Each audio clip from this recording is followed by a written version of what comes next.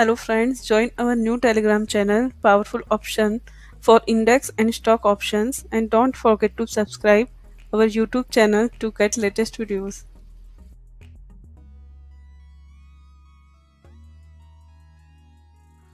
Hello friends, तो आज हम फिर से एक बार 3-4 स्टॉक की चर्चा करेंगे जिसमें देखेंगे टेक्निकल्स क्या क्या पॉसिबिलिटी बन सकती है, कहां से बाय सेल की पॉसिबिलिटीज है और कहां पर ब्रेकडाउन ब्रेकआउट आने वाला है। तो दोस्तों, हमने आज चर्चा करने वाले जो स्टॉक्स है, एक भारतीय एयरटेल है, दूसरा है टीसीएस, थर्ड है सीमेंस और चौथा है झील।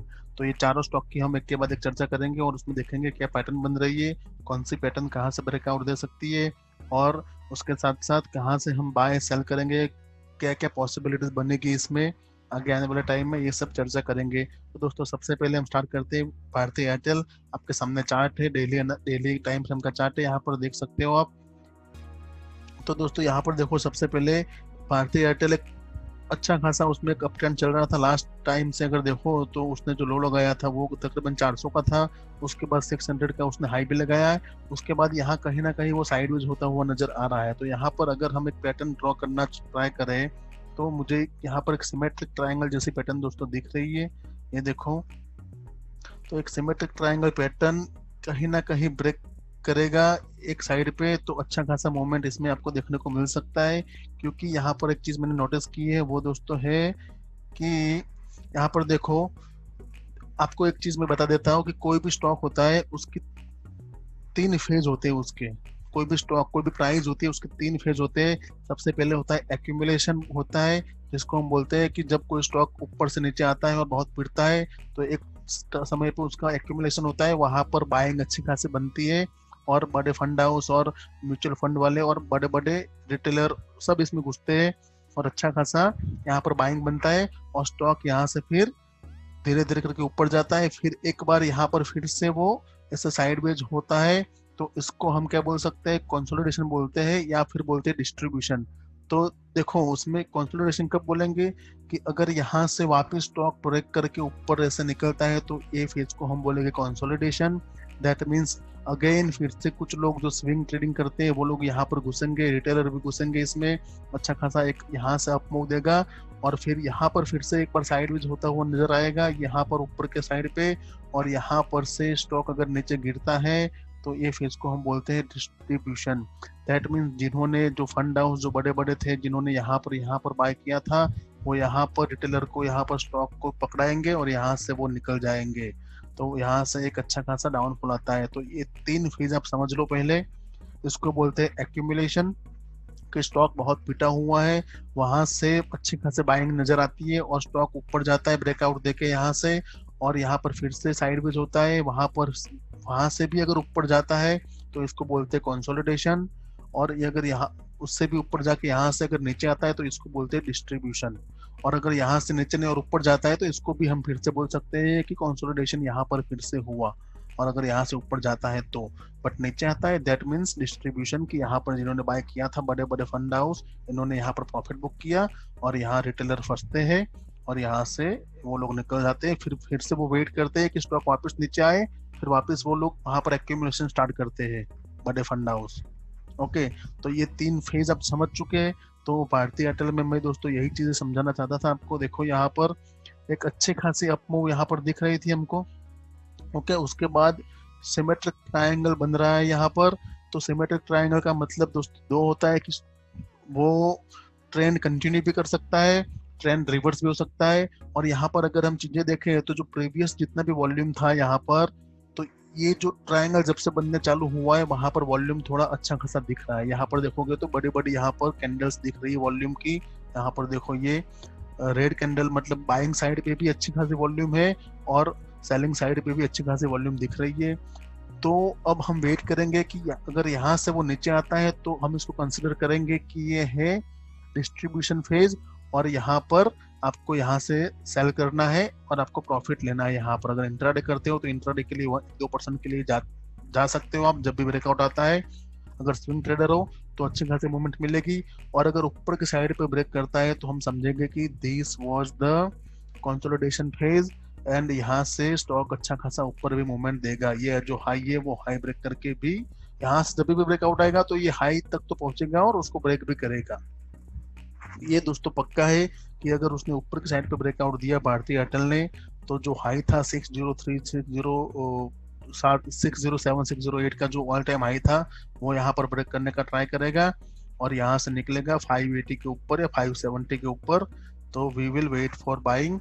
और 570 580 जब भी मतलब अगर कल ब्रेक करता है तो देखो यहाँ पर 580 आएगा, अगर 2-3 दिन के बाद ब्रेक करेगा तो 570 565 भी आ सकता है। ओके, तो जब भी ब्रेक करेगा हमको मौका देख के बैठना है, वेट करना है। जिस जिस भी साइड पे, अगर ऊपर की साइड ब्रेकआउट करता है तो ऊपर की साइड पे बाय करेंगे, नीचे के साइड पे ब्रेकआउट करेगा तो नीचे के साइड पे सेल करेंगे। क्योंकि दोस्तों यहाँ पर एक चीज क्लियर नहीं समझ में आ रही है, क्योंकि दोनों में बाइंग और सेलिंग दोनों में वॉल्यूम अच्छा खासा दिख रहा है।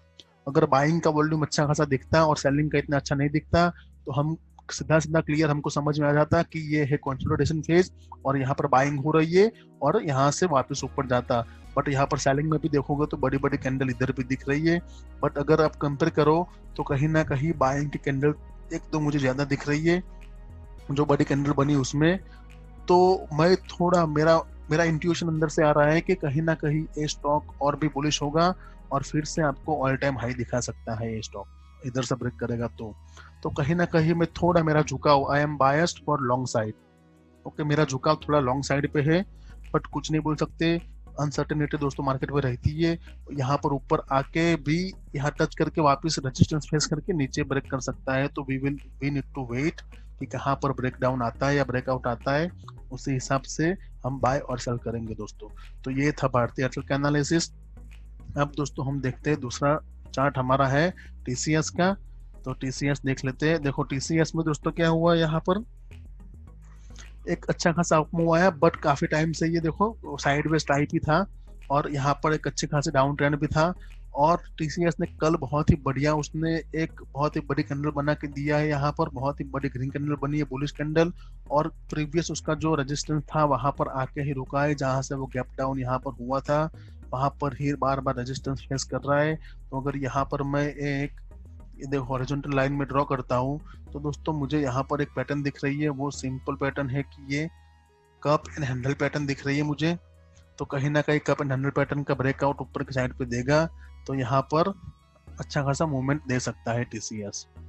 ओके, ऊपर जाएगा, फिर कंसोलिडेशन होगा, फिर वापस रिट्रेसमेंट आएगा, फिर वापस ऊपर की साइड पे आपको ब्रेकआउट दे सकता है TCS.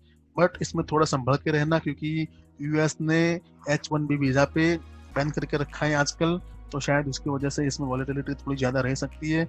But all over A stock मुझे बुलिश दिख रहा है। तो वेट करो दोस्तों कि ये 2130 जब भी ब्रेक करे, वी नीड टू वेट कि यहाँ से ब्रेक करता है अच्छे खासे वॉल्यूम के साथ। वॉल्यूम भी दोस्तों अच्छा होना चाहिए, वो ध्यान में रखना आप। अच्छा वॉल्यूम के साथ ब्रेक होता है तो इंट्राडे में भी आप ट्रेड कर सकते हो 1-2% के लिए। एंड अगर स्विंग ट्रेडर हो तो 1-2 वीक के लिए रुको, वहां पर आपको अच्छा खासा ऊपर टारगेट देके जाएगा दोस्तों ये। और हमारा एसएल कहाँ पर रहेगा, जो मैं हर बार बोलता हूँ आपको एसएल की बात, वो हमारा दोस्तों एसएल रहेगा जिस भी कैंडल ने ब्रेकआउट किया है, डेली कैंडल ने, उसका प्रीवियस कैंडल का लो जो रहता है वो हमारा एसएल रहेगा। फॉर एग्जांपल यहाँ पर ब्रेकआउट करता है टीसीएस तो प्रीवियस कैंडल का जो लो होता है ये लो हमारा एसएल रहेगा और यहाँ पर हम वेट करेंगे कि वो अच्छा खासा मूवमेंट दे। ओके दोस्तों, ये हो गई बात टीसीएस की। अब हम देखते हैं आगे एक नया स्टॉक, वो है सीमेंस।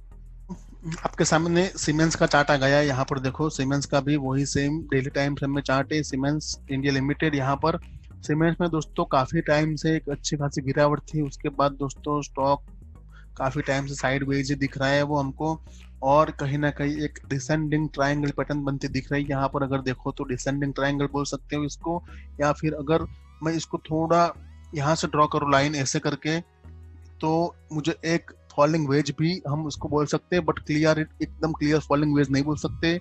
तो डिसेंडिंग ट्रायंगल तो दोस्तों क्लियर दिख रहा है हमको।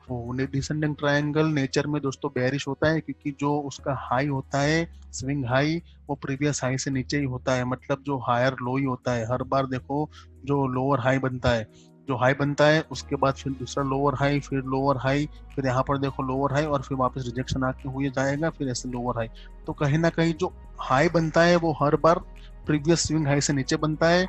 तो इसको हम नेचर में बोलते हैं कि बेरिश पैटर्न। अगर एसेंडिंग ट्रायंगल होता तो उसको हम बुलिश बोलते हैं, इसको हम बोलते हैं बेरिश पैटर्न। बट दोस्तों एक चीज यहाँ पर देखने लायक है कि वॉल्यूम अगर देखोगे कि जब से ये ट्रायंगल पैटर्न फॉर्म हो रही है तब से बाइंग वाले जितने भी कैंडल यहाँ पर दिख रही है उसमें बहुत ही अच्छा खासा वॉल्यूम है। यहाँ पर देखो, यहाँ यहाँ ये सब देखो बाइंग वाली जितने भी कैंडल है उसमें सब में। तो दोस्तों एक तो पहली बात स्टॉक यहाँ पर देखे सीमेंस की बात करें तो एक तो उसकी 52 वीक जो लो है उसका उसके नजदीक में कहीं पर ट्रेड कर रहा है ये। पहली बात तो ये बहुत अच्छे खासी गिरावट है ये। दूसरी बात काफी टाइम से साइडवेज है, दैट मीन्स अगर बाइंग का वॉल्यूम यहाँ पर अच्छा खासा दिख रहा है हमको तो इसको हम बोल सकते हैं कि एक्यूमुलेशन हो रहा है, राइट।